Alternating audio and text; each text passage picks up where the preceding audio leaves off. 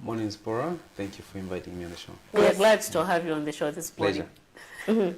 Now, just talking about the flood situation, I'm sure many people are wondering, are there any long-term measures that have been put up to make sure that maybe this water is drained, to see people going back to their normal lives? Churches opening once again.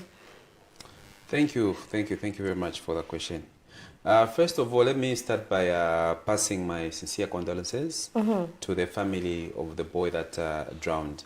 And by the way, Spora and viewers, you would like to know that this is not the first death that has occurred. This is about the second death in a space of 2 weeks. The first one occurred near the Ring Road, where there is Mount Meru filling station. Another boy drowned there, but it wasn't properly reported. That boy is from Mrs. Compound. So these are the issues that I had been warning about long before we recorded any deaths. And I did appeal to the rightful officers to say, let's be proactive about ensuring to say that those people that are living around these areas like the Dumbos, where there's a lot of water, because you understand that Kamwala South has got some areas which are very, very deep, because this is where people used to dig out material, building material, when they were building houses. So this is like these are Dumbos where water is very, very steep. You have almost like dams in those areas. So we haven't had the needful response from the right officers in terms of evacuating these people, because even where you were yesterday, I'm sure you saw for yourself that there are some houses which are almost at window level in terms of flooding, and you've still got people in those houses. I'm told they're living there? Yes, I'm told there's a mother of a baby who lives in one of those houses, and she literally has to wade through the water up to waist level whenever she's going out. So we are still looking at possibilities of people drowning there, whether inadvertently or deliberately. We have schoolboys and other boys from other compounds who have seen that place as a source of amusement by going to swim in those waters. So I think a lot needs to be done in terms of evacuating those people who live around those areas. Those houses are simply inhabitable. And then I would also like to point out to say that this problem of flooding is not just a problem for the council, city council, or any other responsible institutions. It's also about the people, because you do remember to say that people have built houses where they shouldn't have built houses. You had a spate of cadarism where plots were given indiscriminately. People did not apply to the council for building permission. They were not guided on where they can build and where they cannot build. And we have a situation whereby some houses are literally built in those trenches. Little can be done about that. Even if we had to dig drainages, there is no way the water can flow upwards. It's simply impossible. What could be the long-lasting solution? The long-lasting solution is that some houses which are built near those dams literally have to be demolished. People have to evacuate them. Then those that are above those dams, those you can dig drainages which can drain water past them to the nearest drainages, like Bombay drainage on Estalungu Road or on the Ring Road. But basically the job of digging drainages is a vast one, because there are a lot of places which literally have no drainages. And again, when you look at digging drainages, people have built wall fences where they should have left road reserves for the drainages to pass. So there will be an engineering assessment of the situation, and reports will be given where suggestions will be made on who should demolish walls, those that should pave way for those drainages to pass, because that's the only way that we can have a lasting solution. At the moment, are there any plans to look for a temporary accommodation for these affected victims? Plans are there. I think about 2 weeks ago, I did approach the DMMU, and I was assured that a temporary shelter in terms of tents, water bowsers, food and non-food items would be arranged. I went both to the national office as well as the provincial office. I was given those assurances. I was told as soon as they do the reports, they do their own costing and analysis, then money will be released to evacuate these people. We even identified a place where they would go. That is Maxwell Sibongo police station, because we felt they need to be in a secure place. So all those things were done, but up to now, nothing is happening. And as a civic leader and my MP, we're taking the blame for that from the people.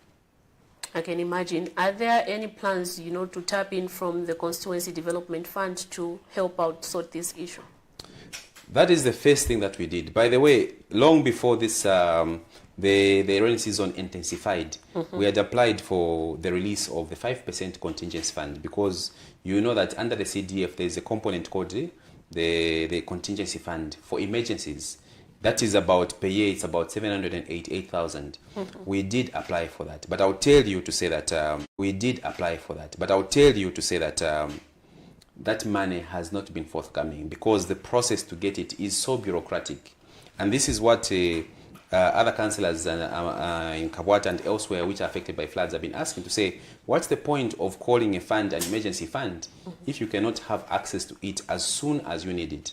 I can tell you to say, if we had that 788,000 as soon as we requested for it, I think we would have gone a long way in the process of at least putting up drainages and carrying out other remedial works to ensure to say that water in these waterlogged houses and yards begins to flow. But up to now, our papers, I believe, they're still sitting somewhere. They have not been signed.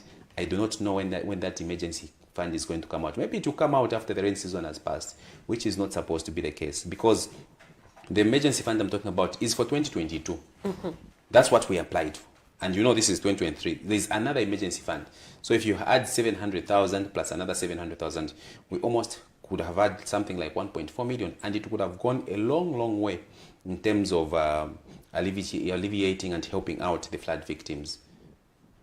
Quite interesting. Then, in case you're just joining us, we're discussing the issue of floods and other trending issues in Kamwala Ward 5. So do join us in the conversation. Now, another issue, Mr. Smata, which has come up is like, maybe should I say, the urgency of the operations of the fire brigade department at the Lusaka City Council. You as area councillor, are you happy with the operations that were done to help that family? Thank you. You see, when this incident of the boy that drowned happened on Saturday, the first respondents on the ground were the fire brigade themselves and the Zambia police. But mainly that's the task for the fire brigade, because they're a rescue entity. But I was told the moment I arrived to say the fire brigade came and they went. They didn't even report. They didn't say if they were coming back. They didn't even call me if they were coming back. Yesterday, I contacted the town clerk, because remember, we have a call, Mr. Smata. Hello, good morning. Good morning. I'm fine, thank you. Please give us your name, where you're calling us from, and your contribution. It's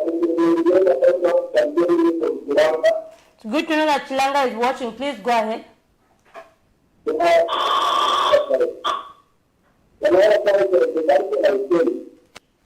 The people who are doing what they should do, they have forgotten that they are supposed to be